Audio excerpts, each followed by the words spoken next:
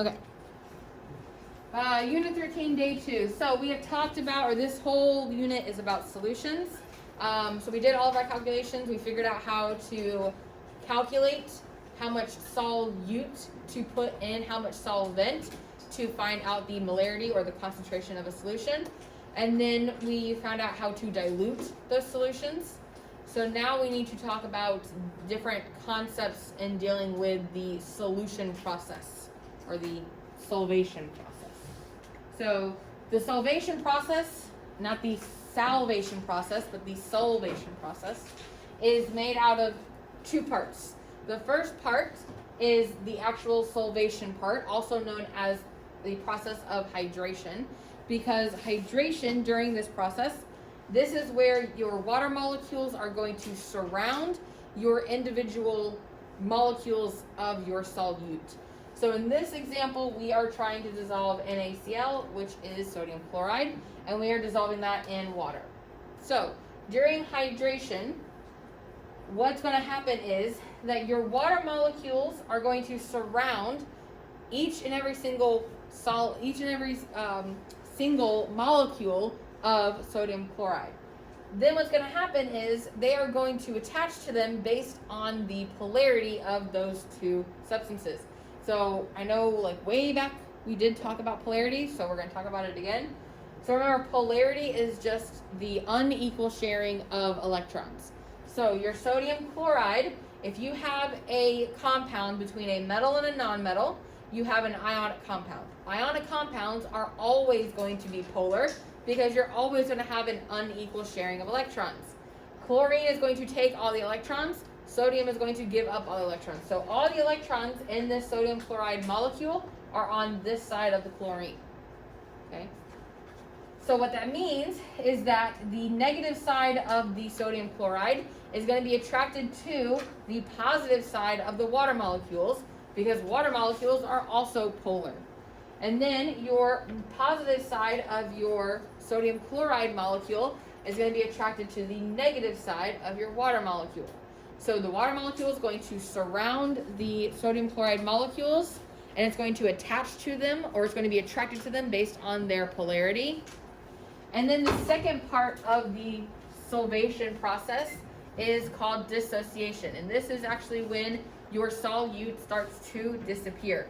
So what's happening is that once your water molecules attract to or latch onto or group up with their appropriate polarity side, so once you have the positive ends of your water being attracted to the negative ends of your sodium chloride, and the negative ends of your water attracted to the positive side of your sodium chloride, once you have that happening, then your water molecules are going to pull those 2 atoms apart, and it's going to then further finally dissolve those individual atoms. So then your other water molecules are going to come into this now empty space, fill in those empty spaces, and then further surround those individual atoms. So the process of solvation, if you are dissolving something in a liquid, if you're dissolving a salt in a liquid, the first part is hydration or solvation, same thing. The second part is dissociation. The water molecule is going to surround whatever you're dissolving, and then the second part, that water molecule is going to pull it apart, and it's going to disappear. Okay?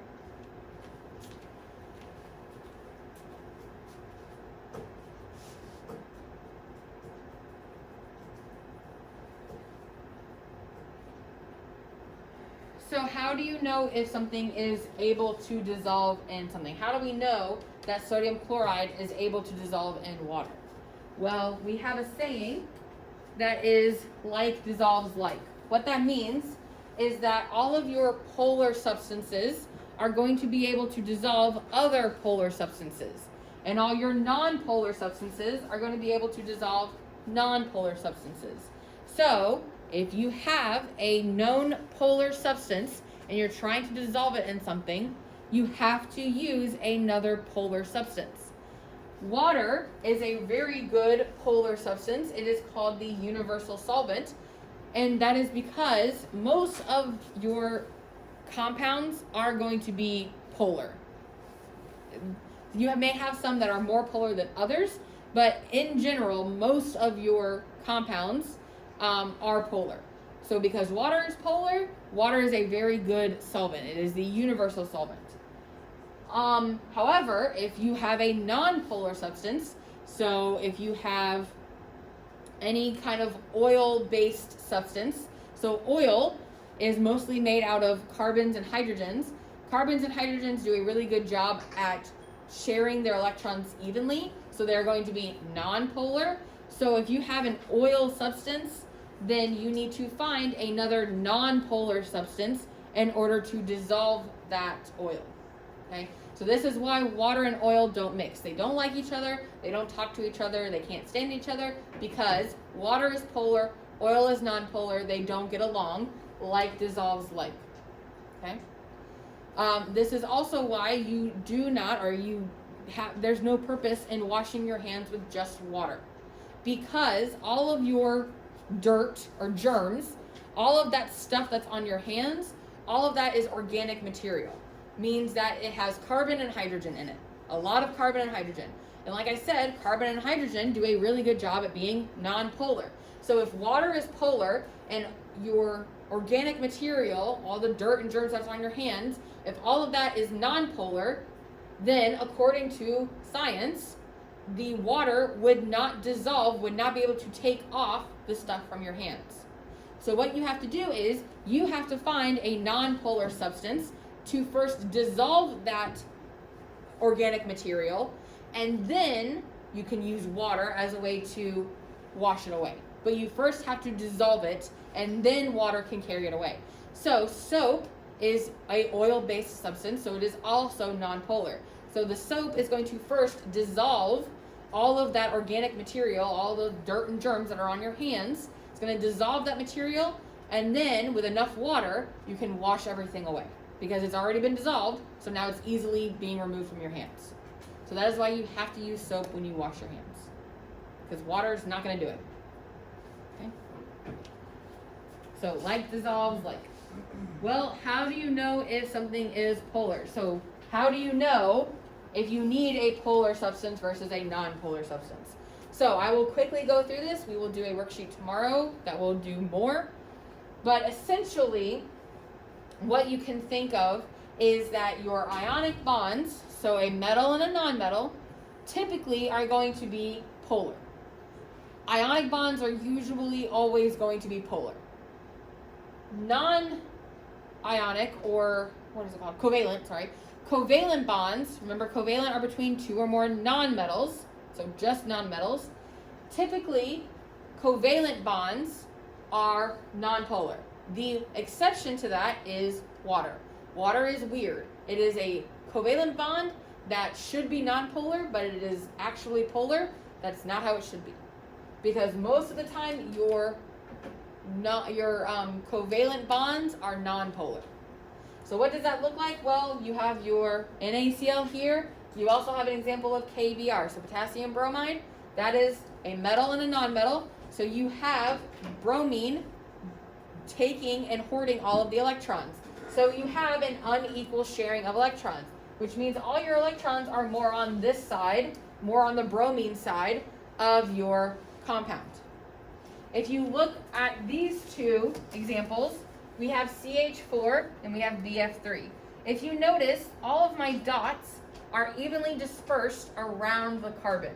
Now, carbon is holding all of the electrons, whereas hydrogen doesn't really have that much. So yes, you have an unequal sharing in that fact, but what you're also going to look at is that unequal sharing causing a different distribution among the entire molecule?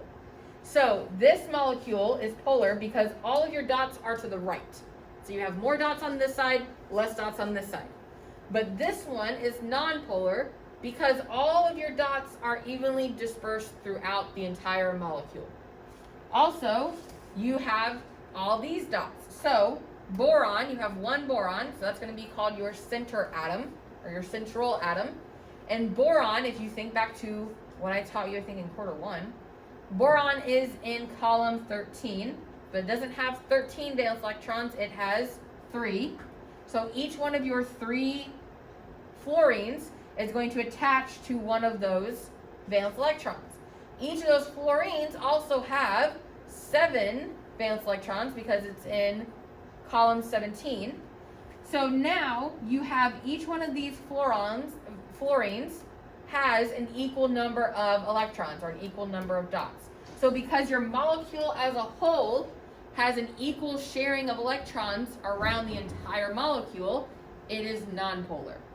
So polar is unequal sharing, nonpolar is an equal sharing. Ionic, metal and nonmetal, covalent, 2 or more nonmetals. Okay? So we'll do a worksheet on that tomorrow. All right.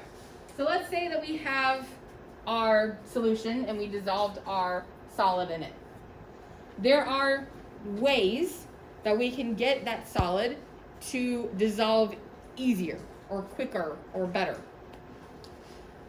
We have agitation, surface area, and temperature. So agitation is if you move the solution, so if you shake it or if you stir it, if you act upon it, then it will dissolve better. So yesterday, you guys did a lab where you made lemonade, and you dissolved solid lemonade particles or solid sugar particles in water. And then you stirred it up because you knew that if you stirred it, it would dissolve better. So that is agitation. Surface area. If you break up larger pieces into smaller pieces, then it will dissolve better. So, has anyone seen cube sugar? Anyone use cubed sugar? Okay, cool. So you have cubes of sugar that are densely packed. If you put that cube of sugar in a liquid, that liquid is going to first try and dissolve all the stuff on the outside of the cube. So it's not going to be able to even come into contact with the stuff in the middle of the cube until it gets rid of the outer pieces. So it's going to take time for those water molecules to dissolve the outer pieces first, and then it can get into the middle pieces. But if you break up that sugar cube, or if you add granulated sugar, or the little tiny pieces of sugar, if you add those in, so if you increase the surface area, so you spread out the substance, then it will dissolve quicker. So granulated sugar, the little pieces of sugar, are going to dissolve better than cubed sugar. Okay. Your last one is temperature. So as you increase the temperature for a solid being dissolved in a liquid, you are going to increase the solubility. So if you heat up that water, then you're going to be able to dissolve more sugar in that water. Another example is if you have an iced beverage, do not put granulated sugar in iced coffee. It doesn't work, it's disgusting, and it makes me very upset. Say that again? If you work at Dunkin' Donuts and someone asks for an iced coffee with cream and sugar, do not put granulated sugar in the iced coffee. It's not going to work. It's not going to dissolve because it's cold. I should not have to specifically ask for liquid sugar to be put in my iced coffee. I didn't think that was a thing. Apparently it is. It's a pet peeve of mine. It's a little specific. Like It's happened more than once, and They don't know what's going on there. I'm just saying, if you ever work at a coffee place, I'm telling you now, if someone asks for iced coffee, if they're a normal human being, you should put liquid sugar in their iced beverage. If they're a weird person, then they're just weird and you can't help them. But anyway, rant over.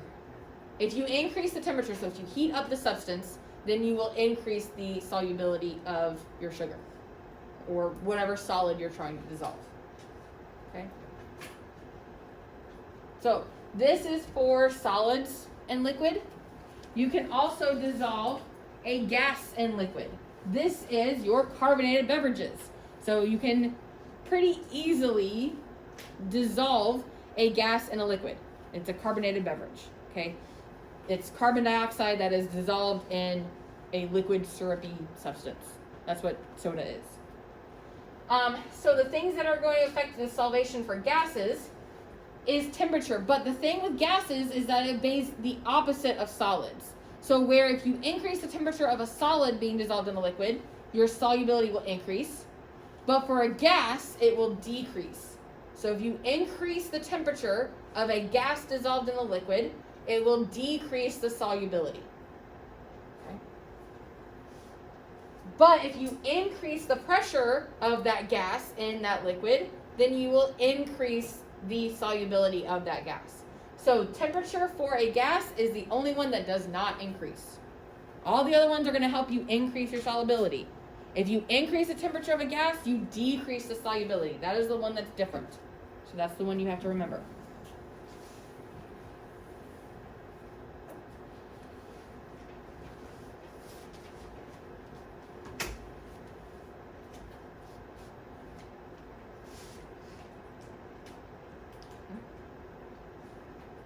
All right. So yesterday you did a lab where you had to make 3 solutions, and each solution had a different molarity or a different concentration. Depending on that concentration, you made an unsaturated solution, a saturated solution, and a supersaturated solution. So an unsaturated solution is a solution that can hold more solute. So you can dissolve more of your solid particles in your liquid particles. So thinking of your lab from yesterday, which solution would be your unsaturated solution? The first one you made, the second one you made, or the third one you made? First. The first one you made would be your unsaturated solution because it was your smallest amount, so you should have been able to dissolve more. You should not have had stuff at the bottom. Now, if you did, that's fine because it's not perfect. I had to change the numbers. But in a perfect world, your unsaturated solution is the one where you can dissolve more of your solute. That's going to be the lower concentration, the least concentrated. Okay?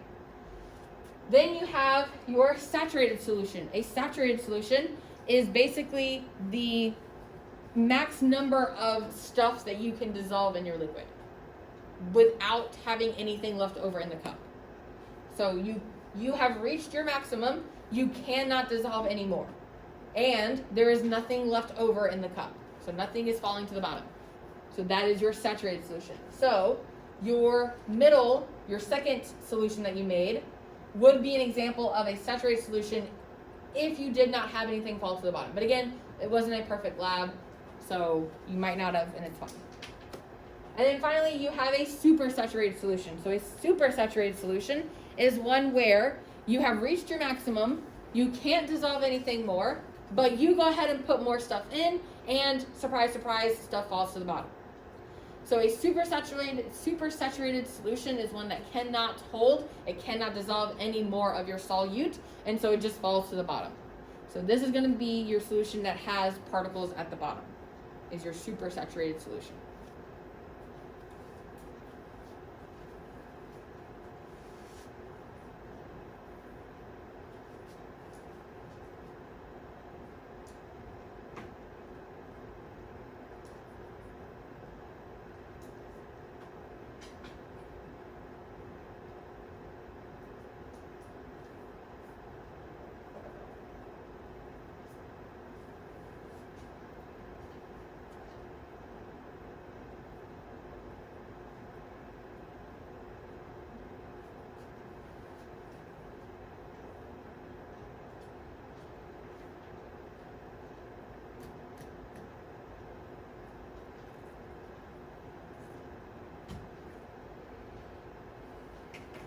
Alright, so for your test, the type of questions that I will ask will look something like this.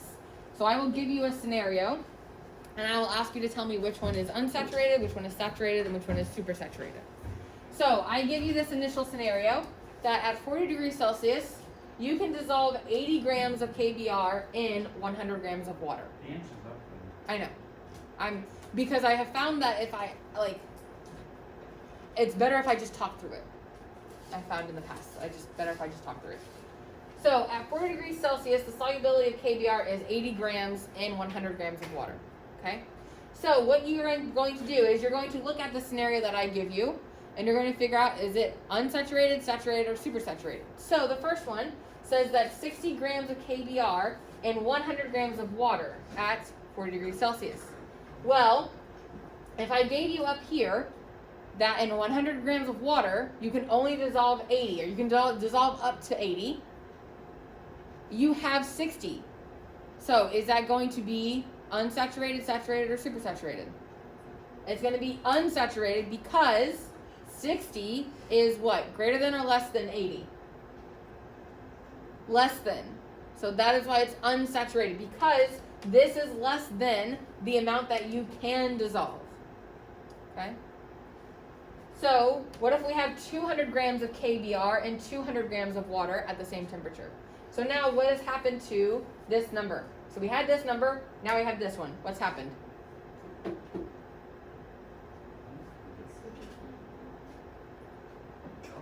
It doubled. Thank you. So if this number doubled, what can you do to this number to figure out how much you can dissolve? Also double it. So what would that number be? 160. Is this number less than or greater than or equal to 160? Greater than. So would it be unsaturated or supersaturated? Supersaturated. And then we have 25 grams of KBr and 50 grams of water. So what has happened to our number of water grams? It was halved. So what are we going to do to our KBr grams? So if it's 25, is that less than, equal to, or greater than? Less than, so that's why it's unsaturated. And then finally, again, we have 200 grams of water. So going back to this one, how many grams of KBr can we dissolve in 200 grams of water? 160. We have 160, so we have a saturated solution. Okay, so those are the types of questions that I'll ask you in order for you to tell me which one is saturated, which one is supersaturated, which one is unsaturated. Okay? Any questions on that before I move on? Okay. I don't care what you do. All right, so solubility graphs. You're going to have to be able to read a solubility graph, also known as a solubility curve. So I know it looks scary, I know it looks intimidating, but it's really not. So what you're going to have to do is, this is showing you different compounds being dissolved in water. Down here is your temperature, and here is your solubility. So this is telling you that as you increase your temperature, you are going to also increase your solubility. So as you go from left to right, you are increasing your temperature. As you go from down here to up here, you increase your solubility. So thinking about the solubility of solids, if I'm increasing my temperature of my solid dissolved in a liquid, what should also happen to my solubility?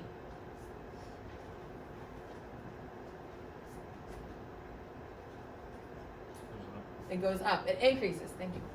So my temperature is going to increase. That means my solubility is going to increase. So all of the substances that have a positive slope are going to be solids dissolved in a liquid. Thinking about your gases, what happens if you increase the temperature of a gas dissolved in a liquid? What is its solubility going to do? Go down. It's going to decrease. So all your negatively sloped lines are substances that are gases dissolved in a liquid. Now, you have this one that is kind of flat. It is technically positive, so it moves up a little bit. So it is a solid in a liquid, but I will not give you this on your test. I will give you clear lines that are either positive or negative.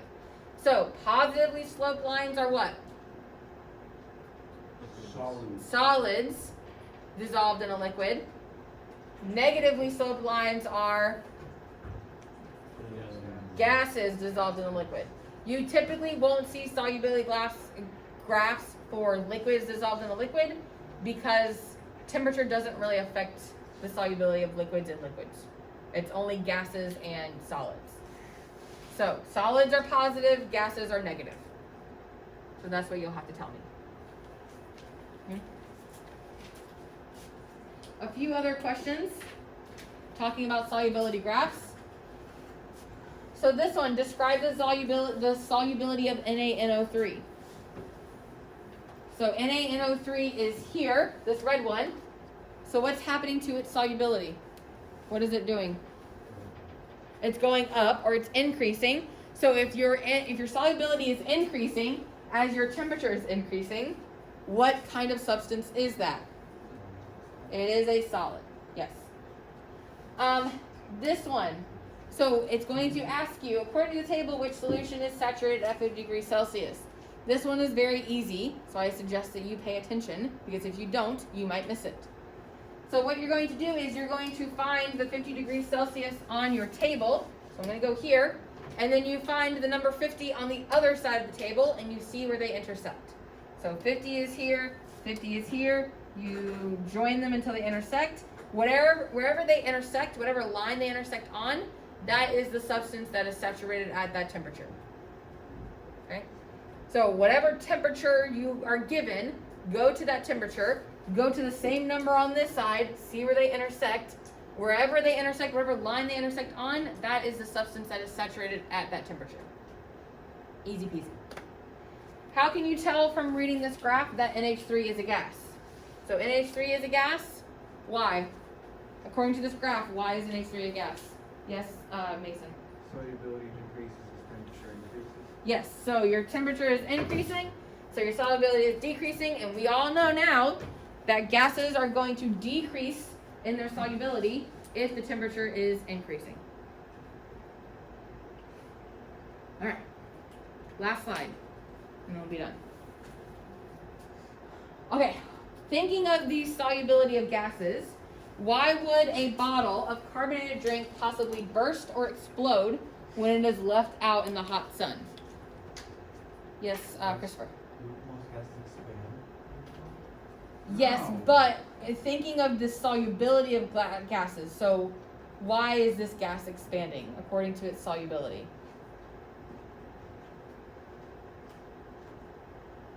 Yes, Mason. Since the gas is becoming less soluble, it's sort of exiting the solution and expanding. Yes, so you have your bottle, not an artist, and you have a liquid in that bottle, and in that liquid is your dissolved gas particles, okay? Well, as your temperature is increasing, for a gas, if your temperature is increasing, what is happening to your solubility? It's going to decrease. So what that means is that all of these individual gas particles are going to evaporate out of the solution because they're not going to be dissolved anymore. So they're going to come out of the solution, and they're going to go in whatever open space there is. That open space is the open space in the bottle, whatever amount of open space is there. So all of these particles are going to, over time, be undissolved. So it's going to come out of the solution, and they're all going to hang out up here. So what is happening to the pressure because of the solubility of gases in regards to temperature? What's happening to the pressure? It's increasing. So that is why gases expand when they get hot, especially in liquid. So if you're talking about just a gas by itself in space, it expands because, remember we talked about the kinetic molecular theory? So they're going to go out until they touch something else. So they're going to expand to fill in their container. But in regards to a gas being dissolved in a liquid, that's why it happens. All right? So, number 2, why would a fish die in water that gets too warm? Hence, it's not boiling them, it's not cooking them, it's not that hot. But why would a fish die in too warm of water? Atticus. Because what is happening to the oxygen? Yes. So you have your water, you have your fish.